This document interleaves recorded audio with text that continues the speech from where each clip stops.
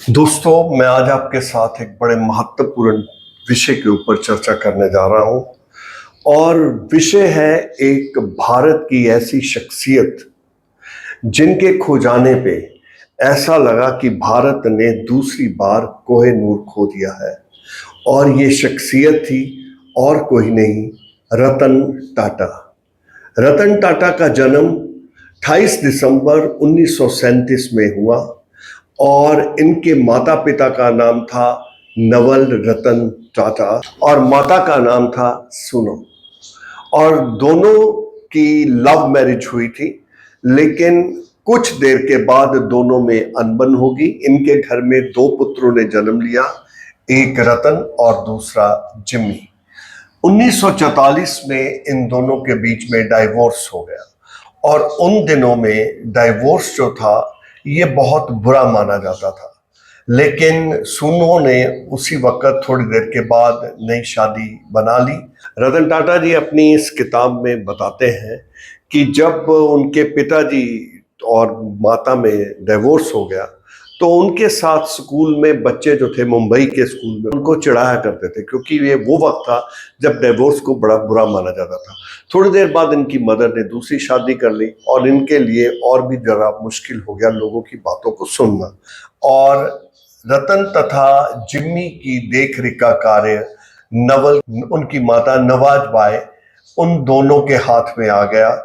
और इस प्रकार रतन टाटा जी, जो कि आज की हमारी शख्सियत है, इनका लालन पालन वो इनकी दादी जी के हाथों में हुई और ये अपनी दादी से बहुत प्यार किया करते थे। 1955 में ये भारत छोड़कर न्यूयॉर्क में अपनी बीएससी की शिक्षा पूरी करने के लिए आर्किटेक्चरल स्ट्रक्चरल स्टडीज में चले गए और वहां पर जाकर 1962 में इन्होंने अपनी शिक्षा उत्तीर्ण की। कैरोलिन जोन्स थी जिनके साथ इनको वहां पर प्रेम हो गया और दोनों शादी करना चाहते थे। रतन टाटा ने उन दिनों आईबीएम, वहां एक फर्म थी जिसमें नौकरी भी ज्वाइन कर ली थी और वो वहीं पर बस जाना चाहते थे। लेकिन 1962 में उनकी दादी का एक मैसेज आया कि मेरी तबीयत बड़ी खराब है और तुम जल्दी से लौट आओ। और रतन टाटा ने, जो कि अपनी दादी से बहुत प्यार करते थे, क्योंकि उनकी सारी दुनिया, वो खुद कहते हैं कि मेरी सारी दुनिया मेरी दादी के इर्द गिर्द घूमती थी, वो भारत लौट आए। सन 1962 ये वो साल था जब भारत पर चाइना ने आक्रमण कर दिया। ये आक्रमण का समय बड़ा ही क्रिटिकल समय था भारत के लिए। भारत को चाइना से बुरी तरह मुंह की खानी पड़ी, क्योंकि भारत युद्ध के लिए तैयार नहीं था। और यही कारण है कि उनका अमेरिका से जो संबंध था वो रुक गया और वो चाहते थे वापस जाना। और उन्होंने अपनी प्रेमिका को पत्र भी लिखा कि वो वापस आ जाए और वो भारत में आके शादी रचा लेंगे। लेकिन उसके माँ बाप ने ऐसा ना होने दिया और उसकी शादी कहीं और कर दी। रतन टाटा का ये दिल टूट गया। कहा जाता है कि 4 बार उनको जीवन में प्रेम हुआ, किसी भी प्रेम को शादी का रूप नहीं दे सके और इस प्रकार रतन टाटा ताउम्र कुंवारे ही रहे। रतन टाटा जब वापस आते हैं तो इनके बारे में, इनके इतिहास के बारे में, इनकी जीवनी के बारे में बहुत सारे लेख हैं, बहुत सारी किताबें हैं और बहुत सारे प्रसंग भी मिल जाते हैं। लेकिन मैं आज जिस किताब की चर्चा करने जा रहा हूँ वो और कोई नहीं, थॉमस मैथ्यू थे। ये दिल्ली यूनिवर्सिटी के स्टूडेंट थे। वहाँ पे इन्होंने फॉरेन रिलेशंस में इन्होंने अपनी डॉक्टरेट की। दिल्ली यूनिवर्सिटी से पास आउट थे और कई ओहदों पर काम किया और इनकी रतन टाटा के साथ मुलाकात हुई। रतन टाटा लाइफ, इस किताब में उन्होंने बड़े विस्तार में रतन टाटा की जीवनी के बारे में लिखा है। वो कहते हैं कि उन्होंने हजारों घंटे रतन टाटा जी के साथ में बिताए और उनसे बहुत से सवाल पूछे। जो वो जानना चाहते थे वो जानने की कोशिश की और कोशिश की कि रतन टाटा की जो बायोपिक है उसे वो इस किताब में समो दें। ये लिखते हैं कि 1962 में जब ये वापस आए तो इनको टेल्को, जो कि आज टाटा मोटर्स के नाम से जानी जाती है, उसमें इनको जॉब करने का मौका मिला और इन्होंने एक अप्रेंटिस के हिसाब से उस फैक्ट्री में काम करना शुरू किया और वहीं पे हॉस्टल में सोते थे और लाइन में लगकर खाना खाते थे। रतन टाटा खुद अपनी इस किताब में लिखते हैं कि मेरे ऊपर मेरे पिता नवल जी का बहुत प्रभाव था। His father was a very good orator और यही कारण है, रतन टाटा जी कहते हैं कि मैं जहां कहीं भी जाता था मुझे एक्सटेम्पोर बोलने की आदत पड़ गई थी। और भी लिखते हैं कि मेरे पिता को बड़ी पार्टीज करने का खुश मिजाज व्यक्ति थे और वही व्यक्तित्व मैं तो नहीं ले सका। हम थोड़े से सीरियस थे क्योंकि जब वहां पे पार्टीज हुआ करती हैं तो रतन टाटा जी कहते हैं मैं और मेरा भाई जिम्मी अक्सर शराब को थोड़ा सा चोरी छिपे थे तो हम पीने की कोशिश की, लेकिन मेरा कभी शराब की तरफ ना ही मेरे भाई जिम्मी की शराब की तरफ रुचि हुई और हम इसमें कोई ज़्यादा इंटरेस्ट नहीं दिखा सके। रतन टाटा जी खेल का भी शौक रखते थे, टेनिस भी खेला करते थे और जब ये 62 में टाटा में ज्वाइन करते हैं, टेल्को को ज्वाइन करते हैं, उसके बाद इनको टिस्को पे ज्वाइनिंग मिलती है। ये टिस्को की बाद में ज्वाइन करते हैं और 1969 में इनको ऑस्ट्रेलिया भेजा जाता है एज ए टाटा का रिप्रेजेंटेटिव बना के। वहाँ कंपनीज की मीटिंग्स हो रही थी, वहाँ पे ये गए। 1970 में इन्होंने TCS Tata consultancy services launch की जो कि बहुत सक्सेसफुल हुई और ये वो कंसल्टेंसी है भारत में इंडियन रेलवेज के बाद अगर कोई सबसे ज्यादा अपने एम्प्लॉय करता है तो वो TCS कंपनी है जिसमें सबसे अधिक एम्प्लॉयज 2 नंबर में भारत में है। 1971 में इनको नेल्को का डायरेक्टर बनाया गया। नेल्को उस समय रेडियो प्रोड्यूस किया करती थी और ये बड़ी घाटे में जा रही थी। इसके शेयर गिर के 20 से 2% रह गए थे, लेकिन जब रतन टाटा जी को ये काम सौंपा गया तो उन्होंने इसको आगे बढ़ाने की कोशिश की और बड़े सक्सेसफुल रहे और इसको घाटे से प्रॉफिट में ले गए क्योंकि JRD टाटा के अंडर ये काम कर रहे थे। 1974 में बोर्ड ऑफ टाटा सन्स का इनको डायरेक्टर बनाया गया क्योंकि इनको जगह जगह भेजकर इनकी टेस्टिंग की जा रही थी whether he is fit to be a chairman और नॉट। और वो अपने थॉमस मैथ्यू को अपने इंटरव्यूज में बताते हैं कि मेरे को हर वक्त टेस्ट पे ही रखा जाता था और इतनी मुश्किल सिचुएशंस में मेरे को हमेशा डाला जाता था ताकि पता चले कि मैं इस काबिल हूं कि नहीं। 1975 में हार्वर्ड बिजनेस स्कूल में यहाँ पे इन्होंने एडवांस मैनेजमेंट का कोर्स किया और उसमें भी उत्तीर्ण होकर ये वापस आए क्योंकि जब हम टाटा का नाम लेते हैं तो टाटा हमारे जीवन में बिल्कुल जुड़ी हुई है पूरी तरह से, चाहे टाटा कार हो, चाहे टाटा ट्रक हो, बस हो, लोकोमोटिव इंजन हो, टाटा सॉल्ट तो हमने हर सब ने ही खाया ही होगा, टाटा चाय भी हमने पी है और बाग चाय तो टाटा की बड़ी मशहूर है। अगर कॉफी में जाए तो भी हम बरिस्ता कॉफी की बात करते हैं तो वो भी टाटा का प्रोडक्ट है। टाटा के 100 से ऊपर कंपनीज है, बहुत बड़ा एक जाल टाटा का फैला हुआ है। जमशेदजी टाटा ने 1903 में, क्योंकि जब इनको होटल में अपने इंग्लिश दोस्त के साथ किसी होटल में जाना पड़ा तो वहां पे इनको अंदर नहीं जाने दिया गया बिकॉज ही वॉज इंडियन, तो इंडियंस वर नॉट अलाउड। बहुत सारे तो ये भी लिखते हैं Indian dogs were not allowed, but I am not sure about that, but Indians were not allowed. ऐसा होटल बनाने का सपना देखा कि जो होटल ऐसा होटल हो जहां पे सारी दुनिया के लोग आके ठहरे और उन्होंने 1990 में इस होटल की नींव रखी और 13 साल के बाद ये होटल कंप्लीट हुआ।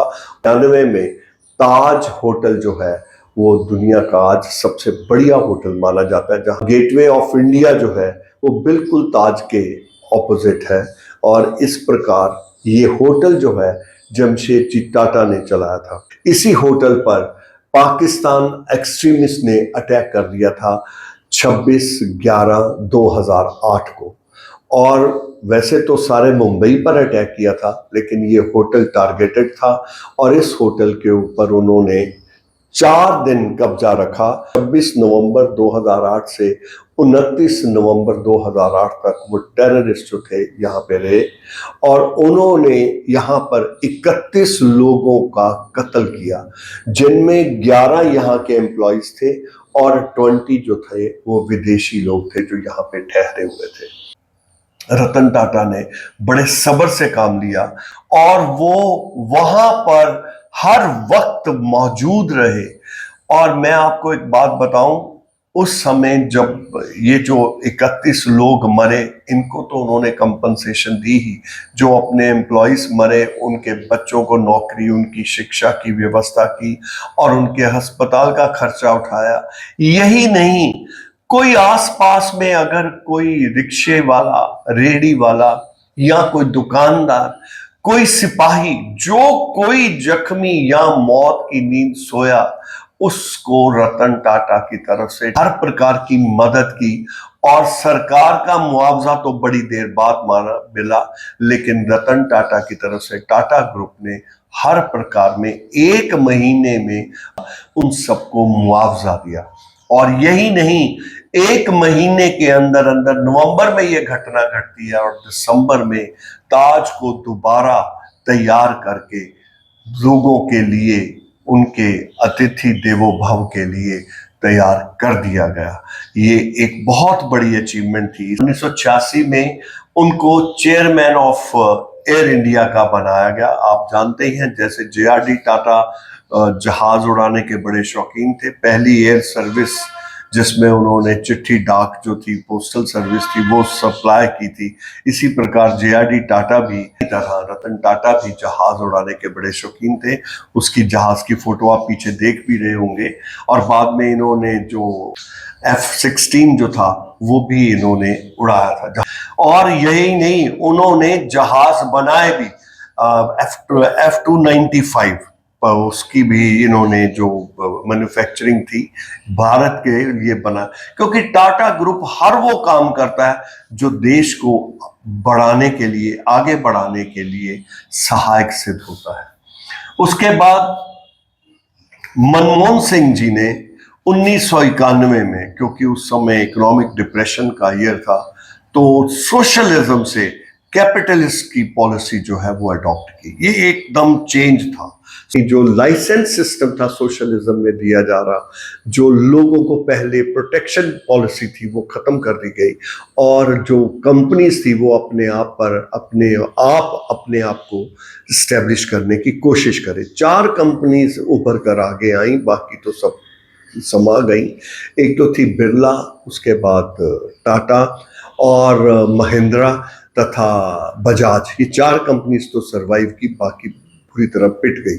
सो ये चारों कंपनीज जो थी आगे, और टाटा जो थी उसने अपने आप को बहुत एस्टेब्लिश किया, क्योंकि रतन टाटा का ये ख्याल था। क्योंकि 1991 में JRD टाटा रिटायरमेंट ले जाते हैं और रतन टाटा को टाटा ग्रुप का चेयरमैन नियुक्त कर दिया जाता है। जैसे ही वो चेयरमैन बनते हैं तो ही उनकी जो पॉलिसीज है, क्योंकि इस समय बदलाव आया था, उन्होंने सोचा कि मैं क्यों ना बाहर की तरफ एक्सपैंड करूं, अगर भारत में अगर हम एक्सपेंशन नहीं कर रहे।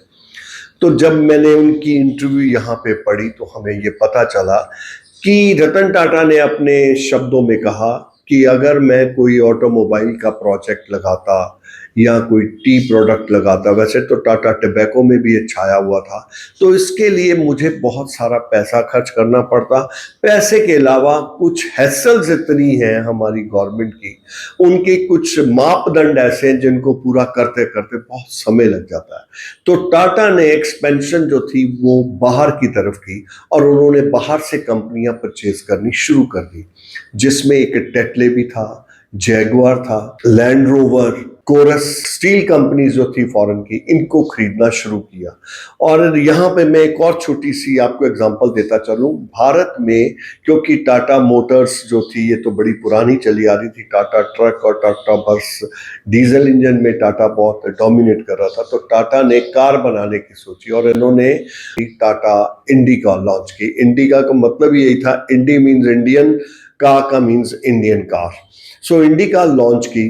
कार तो बड़ी अच्छी थी लेकिन वो इतनी सक्सेसफुल नहीं हो सकी, ये बड़ी बुरी तरह पिट रही थी। तो जिसमें कंपनी के डायरेक्टर्स ने कहा कि आप इसको बेच दो। कहते हैं कि टाटा जी उस समय फोर्ड से मिले और फोर्ड को मिलने के बाद उन्होंने अपनी इच्छा जाहिर की कि वो टाटा कंपनी जो है कार की, मोटर्स की, वो बेचना चाहते हैं। तो फोर्ड ने उस समय उनको एक बड़ी ऐसी बात बोल दी जो उनके दिल को छू गई। उन्होंने कहा जब कोई काम नहीं आता तो उस काम को करते क्यों हो? जब आपको मोटर बनानी नहीं आती, इसके नहीं आपको नो हाउ पता, तो आप इसमें जंप क्यों करते हो? नतीजा क्या होता है? टाटा जी वहां से उठ के आ जाते हैं और वो प्रण करते हैं कि मैं अपनी मोटर जो है वो नहीं बेचूंगा, और ये वापस भारत में आ जाते हैं और इसकी इम्प्रूवमेंट के लिए कंपनी में ऑर्डर्स पास करते हैं कि इसको how to improve it and how to make it a success, इसके बारे में वो प्लानिंग शुरू कर देते हैं। वक्त गुजरा और वक्त का पहिया जब चला तो एक वक्त ऐसा आया 2000 में कि जो फोर्ड कंपनी थी वो बुरी तरह पिट गई। लैंड रोवर और उनकी जैगुआर जो थी वो कामयाब नहीं हो रही थी और उन्होंने अपनी जो कंपनी है उसको बेचने के बारे में सोचा। तो फोर्ड कंपनी जो है वो टाटा को अप्रोच करती है कि तुम आके हमारी कंपनी को खरीद लो, और जब वो खरीद लेते हैं तो Tata accepts it and he buys that. बड़ा हो हल्ला होता है, इसकी बुक में बड़ी डिटेल्स दी हुई हैं, आप जान सकते हैं कि टाटा जी कैसे वहां पे गए और कैसे इनको अपोजिशन का सामना करना पड़ा, कि जो कंपनी के एम्प्लॉयज हैं उनके साथ टाटा कैसा बिहेव करेगा, उनको रिट्रेंच करेगा कि उनको वैसे ही रखेगा। लेकिन टाटा टाटा है, उन्होंने उनको कंपनीज के जो एम्प्लॉयज थे उनको ही अपनी एम्प्लॉयमेंट ले लिया और इस प्रकार ये कंपनी जो थी, फिर टेटले चाय वाली जो कंपनी थी उसको भी टाटा ने खरीदा, वो भी घाटे में जा रही थी। कंपनी तो बहुत बढ़िया, लेकिन यहाँ पे आके वो बड़ी सक्सेसफुल है। और इस प्रकार हम देखते हैं टाटा जो थे, रतन टाटा, वो जिस काम में पड़ते उसको वो सक्सेसफुल बनाने में कामयाब होते। एक छोटी सी बात मैं और करूंगा कि रतन टाटा को पूना में स्ट्राइक हो जाती है और तो स्ट्राइक करने वाला होता है राजन नायर, वो एक किस्म का बदमाश था। और सारी कंपनीज उस समय हम जानते हैं लेबर यूनियन वाज डोमिनेटिंग, और वो अपने जो बिजनेस ग्रुप्स थे उनको जबरी वसूली करते थे उनसे और उनको फोर्स करते थे कि बोनस दो, ये दो, वो दो, मतलब अनवांछित चीजें जो मांगे थी वो मनवाने की कोशिश करते थे। और उसने थ्रेट किया कि मैं रतन टाटा को मार दूंगा अगर उसने मेरी बात नहीं मानी। रतन टाटा ठहरे। बोर्ड ऑफ डायरेक्टर्स जो थे वो कह रहे थे कि कोई फर्क नहीं पड़ता, हम बोनस दे देते। बोनस दे भी दिया, लेकिन फिर भी उसकी जो डिमांड्स थी वो बढ़ती जा रही थी। तो वो बुली करता था और एम्प्लॉयज को पूना के अंदर नहीं आने देता था, और जो एम्प्लॉयज आने की कोशिश करते थे उनको घर में जाके मारता था। यहां तक कि टाटा के जो ऑफिसर्स थे उनके घर में रात को वो जाता, कपड़ा मुंह में बांधा होता और दरवाजा नॉक करता। जैसे ही दरवाजा खोलता तो उनकी जांघ में या आसपास, मारता नहीं, चाकू लगा देता ताकि वो जख्मी हो जाए और टाटा में डर बैठ जाए कि वो कैसे ये सब मैनेज करेंगे, तो बेटर है कि उनकी मांग जो है वो मान लो। लेकिन रतन टाटा अपनी बात पर अड़ गए और उन्होंने उसका सामना करने की योजना बनाई। क्योंकि एम्प्लॉयज आ नहीं रहे थे तो उन्होंने क्या किया, एम्प्लॉयज के बीच में जाकर खुद काम करना मशीन में शुरू कर दिया। उनको काम करते देख धीरे धीरे एम्प्लॉयज जो है वो वापस आने शुरू हुए। मैं एक थोड़ी सी बात आपको पीछे ले जाऊं। जमशेद टाटा जो थे वो अपने वक्त में, जब उनके समय में भारत में, जब वो उन्होंने ये कपड़े की मिल लगाई थी, क्योंकि ये सबसे पहले कपड़े की ट्रेडिंग करते थे। 1860 में Tata group of industries trading किया करती थी कॉटन में, लेकिन इन्होंने कॉटन बनाने की प्लानिंग की और कॉटन की मैन्युफैक्चरिंग है वो भारत में शुरू की जाए। नागपुर में इन्होंने पहली फैक्ट्रीज लगवाई और इस प्रकार जब फैक्ट्री लगवाई तो वहां पे सबसे बड़ी जो प्रॉब्लम इनको की, जो एम्प्लॉयज थे वो फैक्ट्री में बहुत कम आते थे। तो उन्होंने उस समय, आप हैरान होंगे, जबकि उस समय अगर हम इंडस्ट्रियल रेवोल्यूशन पढ़ें तो डेफिनेटली इंग्लैंड यूरोप में ही आता है और इंग्लैंड का नाम नंबर 1 पे आता है। इंग्लैंड में इंडस्ट्रियल रेवोल्यूशन आता है। इंडस्ट्रियल रेवोल्यूशन के साथ हम ये भी पढ़ते हैं एम्प्लॉयर जो थे किस प्रकार उनका शोषण करते थे और उनको किसी प्रकार की सहूलत नहीं देते थे। लेकिन ये टाटा ग्रुप ऑफ इंडस्ट्रीज के जो मालिक थे उन्होंने उस समय 1874-75 में ये पॉलिसी अडॉप्ट की। एक तो इनकी इंश्योरेंस करवाई, दूसरा इनको ये क्या इंसेंटिव्स देने शुरू किए, तीसरा इनकी पेंशन्स का इंतजाम करवाया। ये उस समय ही टाटा ने, क्योंकि टाटा की जो सोच है इनके पूर्वजों की, अगर हम कहें कि रतन टाटा वो अपने पिता की तारीफ करते हैं कि वो भी एक फिलैंथ्रोपिस्ट थे और ह्यूमैनिटेरियन ग्राउंड के ऊपर वो काम करते थे। अगर हम इसके पीछे जमशेद या दोराबजी टाटा की बात करें, ये सारे के सारे ऐसे ही थे जो अपने वर्कर्स के लिए बड़े कंसिडरेट थे और इनकी हर वक्त यही कोशिश होती कि उनके वर्कर्स जो है वो किसी प्रकार से तंग ना हो। जब आपसे बात की कि टाटा के ताज होटल पर जब पाकिस्तानी आक्रमण हुआ और वहां पर 31 लोग मारे गए, तो उसके 3 साल बाद 2 लोग अपनी स्टडी करने के लिए आए कि क्या कारण था। ताज पर आक्रमण जब हुआ तो ताज के एम्प्लॉइज ताज को छोड़े बिना वहां पर काम करते रहे और अपने जो गेस्ट थे, मेहमान थे, लोग जो वहां पर ठहरे हुए थे, उनको बचाने में लगे रहे। और 26/11 को जब ताज के ऊपर अटैक हुआ तो उस समय वहां पर 600 से ऊपर एम्प्लॉइज काम कर रहे थे और 1200 से 1500 गेस्ट वहां पे मौजूद थे। आपको हैरानगी होगी, 4 दिन वहां पर गोलाबारी होती रही। टेररिस्ट ने उस ताज को घेर लिया था, लेकिन वहां के एम्प्लॉइज वहां पे अपना काम छोड़कर अपनी जान बचाने के लिए भागे नहीं। उन्होंने वहां के जो गेस्ट मेहमान आके ठहरे हुए थे उनकी जान बचाने में सारा जोर लगा दिया और 1500 जो मेहमान थे उनको सेफली वहां से निकलवाया। कुल 20 मेहमान थे जो गोली का निशाना बने और 11 एम्प्लॉइज जो थे मौत की नींद सो गए। वहां सिपाही एक बॉर्डर पे जाके लड़ता है, वो तो सारी उम्र उसके लिए उसको ट्रेन किया जाता है मेंटली एंड फिजिकली, लेकिन ये तो एक साधारण से सिविल एम्प्लॉइज थे जिनको इस प्रकार की कोई ट्रेनिंग नहीं दी गई, ना ही मालिकों की तरफ से कोई हिदायत थी, लेकिन फिर भी उन लोगों ने अपना सारा जज्बा दिखाते हुए, इसीलिए मैं बात कर रहा हूं कि ये क्या कारण था जब वो लोग स्टडी करने आते। क्या रोहित देशपांडे है जो ये स्टडी कर रहे थे behaviour of the employ during such catastrophic situation. Karambir Singh Kang इस प्रकार लोगों को बचाने में व्यस्त था कि वो ये भूल गया कि उसका परिवार भी वहां ठहरा गया।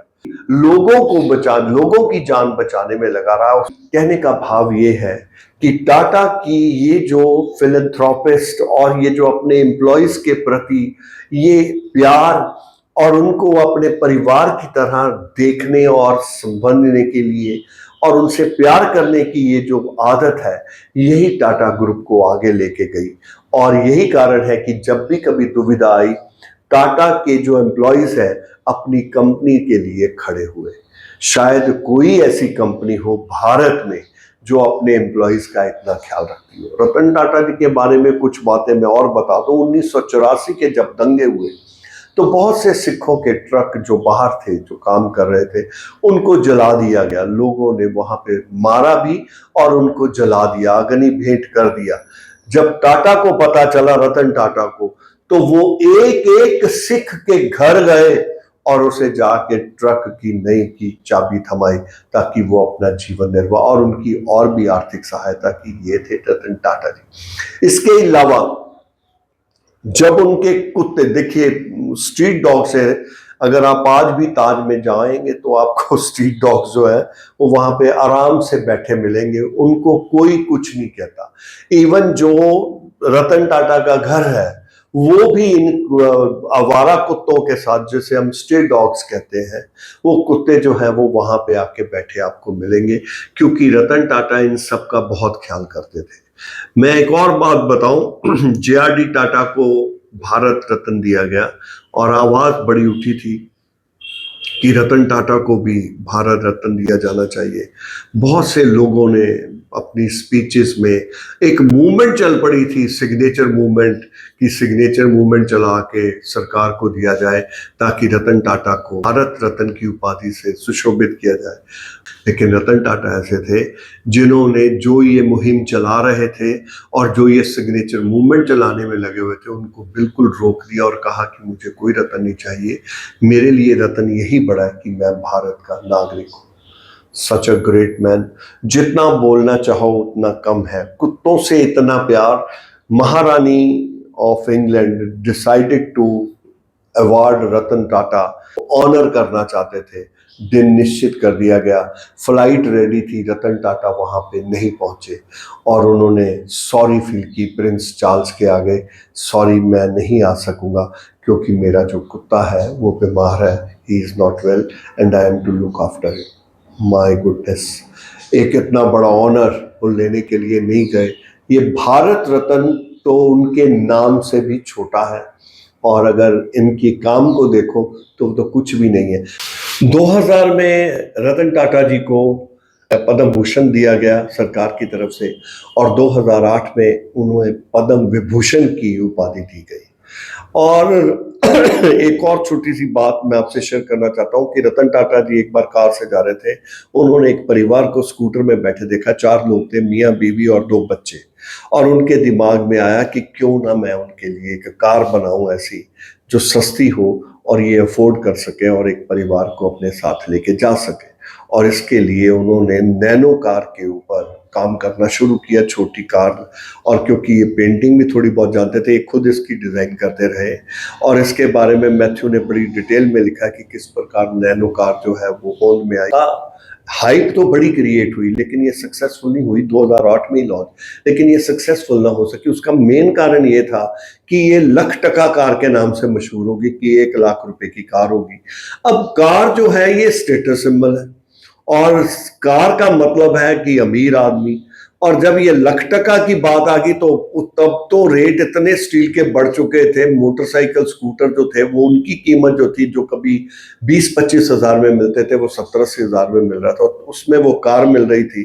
तो कार भी कोई इतनी मतलब एडवांस नहीं थी, क्योंकि 1 लाख में जितना हो सकता था उन्होंने अपनी तरफ से तो कोशिश करके वो लोगों को देने की कोशिश की, लेकिन वो कार इतनी सक्सेसफुल ना है उसकी। लेकिन रतन टाटा को फेलियर जो है कभी पीछे नहीं खींचती थी, उन्होंने उसकी फेलियर को दोबारा सक्सेस में कन्वर्ट करने की कोशिश की और उन्होंने एक ऐसा ग्रुप ही बना दिया, बताओ कि जिसमें फेल जो प्रोडक्ट्स हैं वो लेके आओ, जो सबसे आप समझते हैं कि ये बिल्कुल लिखित है लेकिन आप डेवलप करना चाहते हो, लेट अस ट्राई इट, क्योंकि हो सकता है हम उसमें सक्सेसफुल हो जाए।